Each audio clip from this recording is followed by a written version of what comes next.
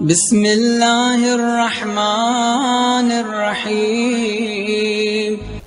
اب دو بنی اسرائیل کے بھائیوں کا واقعہ میں اکثر بیان کرتا ہوں۔ ایک پہاڑوں پہ چلا گیا عبادت کرنے کہ دنیا سے کٹ جاؤں، دنیا چھوڑ دوں، پہاڑوں میں چلا جاؤں، عبادت کروں اور بس اللہ کی عبادت کرتا رہوں۔ وہ عبادت کرتے کرتے کرامات بھی مل جاتی ہیں، انسان کو چیزیں بھی مل جاتی ہیں۔ ایک دن ایک چرواہا بھیڑ بکریوں کو چرواتا پہاڑوں میں چلا گیا، تو اس نے اس سے پوچھا میرا دوسرا بھائی کیسا ہے؟ تو اس نے بولا اس کی بازار میں دکان ہے۔ تو اس نے کہا کہ جب نیچے واپس جانا تو مجھ سے کچھ لیتے جانا۔ میں نے کہا ٹھیک ہے۔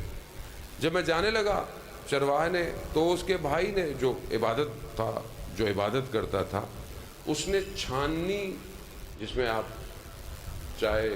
چاول چھانتے ہیں، پانی گر جاتا ہے، باقی چیزیں اوپر رہ جاتی ہیں، چھاننی میں پانی ڈالا، پانی نیچے نہیں گرا، پانی وہیں رہ گیا۔ کرامت تھی۔ ظاہر ہے انسان اپنے نفس کی عبادت کرے تو ایسا تو ہوتا ہی ہے۔ انسان 40 دن خلوص سے کوئی کام کرے، خدا اس کے وجود سے حکمت جاری کرتا ہے۔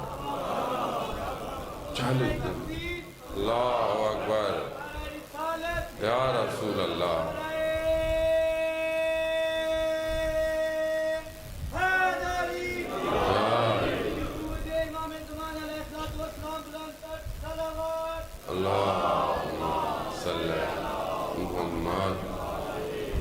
خلوص ہونا، اخلاص خالص ہونا۔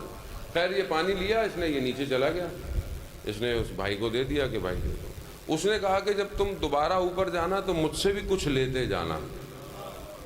جب وہ جانے لگا تو اس کو کیا دیا؟ کپاس کے اوپر آگ کے انگارے رکھے، جبکہ کپاس کو آگ جلا دیتی ہے، فوراً جلا دیتی ہے، لیکن آگ نے کپاس کو جلایا، وہ اوپر لے کے چلا گیا۔ اوپر والے بھائی نے دیکھا کہ میں تو یہاں عبادتیں کر کر کے اس مقام پہ پہنچا ہوں، یہ نیچے کیا کر رہا ہے کہ اس کے پاس اتنی کرامت آ گئی ہے۔ وہ سب اپنا اس نے بستر لپیٹا اور نیچے آ گیا۔ نیچے پہنچا، بھائی سے پوچھا کہ بھائی کیا ماجرا ہے؟ کہا وقت آنے پہ بتاؤں گا۔ وقت گزر گیا، دونوں بھائی دکان پہ تھے، اس کی بازار میں دکان تھی، جس کی دکان تھی وہ کہیں چلا گیا کام سے۔ پیچھے ایک خاتون دکان پہ کچھ خریدنے آئی۔ وہ جو پہاڑوں سے بھائی آیا تھا وہ دکان پہ تھا، کچھ چیز اس نے مانگنے کے لیے ہاتھ بڑھایا، اس کی نگاہ ہاتھ پہ پڑی اور شیطان نے اسے ورغلایا، نفس بہک گیا، اس کا ہاتھ لگ گیا۔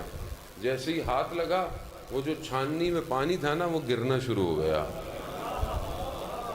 اور وہ بھائی واپس آیا۔ اس نے کہا کہ پہاڑوں میں بیٹھ کے عبادت کرنا آسان ہے، بازار میں کھڑا ہو کر توجہ کو خدا کی طرف رکھنا مشکل ہے۔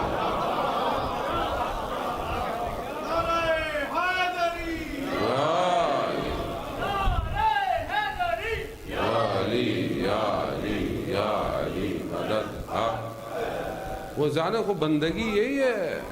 بندگی اگر یہ ہوتی کہ ہم پہاڑوں میں چلے جاتے تو پھر تو سب سے بہترین پہاڑ غار حرا ہے، اور سب سے بہترین شخصیت حضرت محمد مصطفیٰ صلی اللہ علیہ وآلہ اللہم صلی علی محمد۔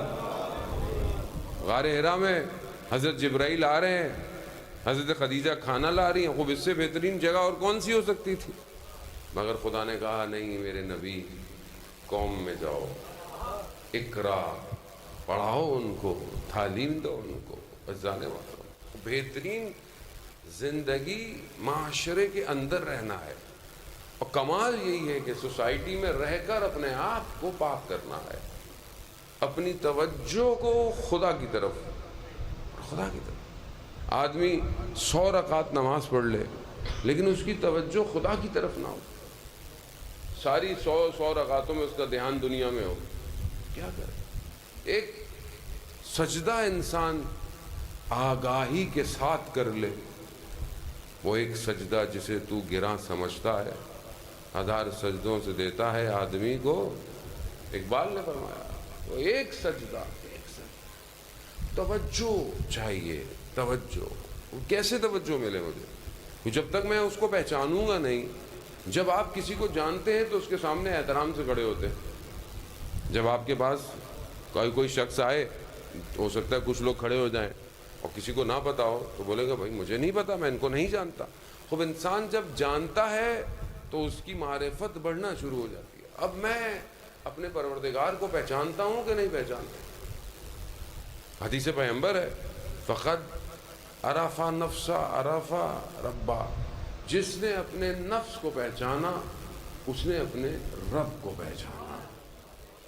اب یعنی انسان اپنے آپ کو پہچانے کہ میں کون ہوں، میں کہاں سے آیا ہوں، میں نے کہاں واپس جانا ہے، میں یہاں کیوں ہوں، دنیا میں میرا کام کیا ہے. لیکن دنیا تو ایسے ہی ہے، آپ باہر نکلے بھی سب بھول جاتا ہے انسان. مجلس میں تھوڑی دیر بیٹھتا ہے انسان کا دل نرم ہوتا ہے، انسان تھوڑی توجہ، باہر نکلتا ہے انسان بھول جاتا ہے. دنیا تو ایسی ہے، اور یہ ہمارے ساتھ نہیں ہے.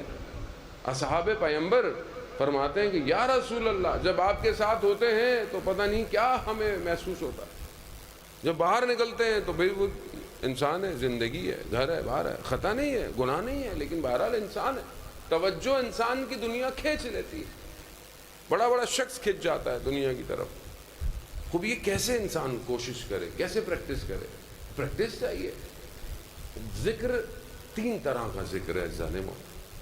ایک ذکر زبان سے، لسانی ذکر، جب ہم پڑھتے ہیں، تسبیح پڑھتے ہیں، سبحان اللہ کہتے ہیں، الحمدللہ، اللہ اکبر، یہ ذکر ہے. درود پڑھتے ہیں، یہ ذکر ہے. استغفار کرتے ہیں، یہ ذکر ہے. لیکن زبان سے ذکر امپورٹنٹ ہے. ہر ذکر کی بڑی اہمیت ہے. ذکر کی بڑی، جو نماز کے بعد ہم تسبیح پڑھتے ہیں، اس کا ثواب پتہ ہے آپ کو کتنا؟ اگر واقعی یہ تسبیح صحیح طریقے سے پڑھی جائے، ایسے نہیں اللہ اللہ اللہ اللہ اللہ، ایسے نہیں، اللہ اکبر اللہ اکبر اللہ اکبر. کیوں؟ اللہ سب سے بڑا ہے، اللہ سب سے بڑا ہے. انسان 34 دفعہ جب کہے اللہ سب سے بڑا ہے تو دنیا اس کے آگے چھوٹی ہو جاتی ہے. الحمدللہ الحمدللہ، خدا تیری ہی حمد و ثنا ہے، تیری ہی حمد و ثنا ہے، تو ہی تعریف کے لائق ہے. جب انسان اس کی تعریفیں کرتا ہے تو دنیا کی تعریفیں بھول جاتا ہے. سبحان اللہ، منزہ ہے، تیرے علاوہ کوئی ذات نہیں. وہ جب یہ انسان آرام سے تسبیح پڑھے، دل کو اتنا سکون ملے گا، اسے آپ کو کسی اور ذکر کی ضرورت نہیں رہے گی. اس لیے تو امام جعفر صادق علیہ السلام، اللہم صلی علی محمد، امام ارشاد فرماتے ہیں کہ یہ تسبیح جو پڑھتے ہیں، تسبیح جناب سیدہ سلام اللہ علیہ، نماز کے بعد انسان اٹھے نہیں اور اس تسبیح کو پڑھے تو اسے 1000 نوافل کا ثواب ملتا ہے. اور ظاہر ہے جب مولا فرما رہے ہیں تو یہ نوافل میرے نہیں ہیں، یہ نوافل مولا کے ہوں گے. تو آپ سوچیں، ذکر ہے، زبان سے ذکر کریں، استغفار کریں. لوگ کہتے ہیں مولانا صاحب پریشانی ہے، رزق میں تنگی ہے، اولاد کی نہیں ہو رہی ہے. خوب ہے، معصومین نے تعلیم فرمایا فجر کی نماز کے بعد 100 دفعہ استغفار پڑھو، استغفر اللہ پڑھو، استغفر اللہ ربی و اتوب الیہ، کوئی بھی پڑھو، استغفار کرو. استغفار ایسا ذکر ہے کہ جو انسان کو پاک کرتا ہے. پاک دیکھیں، کوئی بھی چیز میں آپ ایک بہترین چیز ڈالیں، ایک برتن، اس میں آپ بولیں یہ بہترین شہد ہے، بہترین دودھ ہے، بہترین شربت ہے، لیکن برتن میں نجاست ہو، جو بھی ڈال لیں وہ بھی نجس ہو جائے گا. کیوں برتن صاف ہی نہیں ہے. تو جب تک یہ باطن صاف نہیں ہوگا، یہ کیسے باقی ذکروں کو اپنے اندر لے گا؟ استغفار، استغفر اللہ. تو کیوں استغفار کرنا ہے؟ ہمارے ذہنوں میں آتا ہے کہ مطلب گناہ کیا ہوگا تو استغفار کرنا. نہیں، یعنی ہمیں پتہ ہی نہیں ہوتا ہم دن میں کتنی کوتاہیاں اور غلطیاں کرتے ہیں. ہمیں نہیں پتا، ہمیں نہیں پتہ چلتا کب کس کا دل دکھا دیا، کب کوئی ایسی بات کہہ دی، کب نگاہیں غلط اڑ گئیں، کب کان نے غلط بات سن. خوب انسان ہے، نہیں پتہ چلتا انسان کو. خوب انسان استغفار کرے، صاف کرے اس کو. یہ صفائی بہت ضروری ہے. آپ داخل نہیں ہو سکتے اس حریم میں جہاں امام ہو بغیر استغفار کے. استغفار کر کے جائے انسان، اپنے آپ کو پاکیزہ کرے. استغفر اللہ. خوب یہ بھی ذکر ہے لیکن توجہ کے ساتھ. استغفار اگر انسان اپنی غلطیوں پہ کرے تو پہلی چیز شرمندگی ہے کہ انسان پہلے شرمندہ ہو کہ میں نے غلطی کی ہے، یہ مجھ سے غلطی ہوئی ہے. پھر انسان یہ ارادہ کرے کہ میں یہ غلطی دوبارہ نہیں کروں گا. پھر استغفار اس کے اوپر اثر کرتا ہے. استغفار صرف زبان سے، اب یہ ذکر ہے ذکر یہ لسانی ہے. دوسرا ذکر قلبی ہے. قلب ذکر کرتا ہے، اور قلب ذکر کرنے کے لیے توجہ خدا کی طرف ہونی چاہیے. یہ کہ آیت اللہ غازی فرماتے تھے کہ یہ جو دل ہے یہ والا نہیں، گوشت والا نہیں، جو قلب سلیم ہے وہ قلب ہے. یہ دل صرف خدا کا ہے.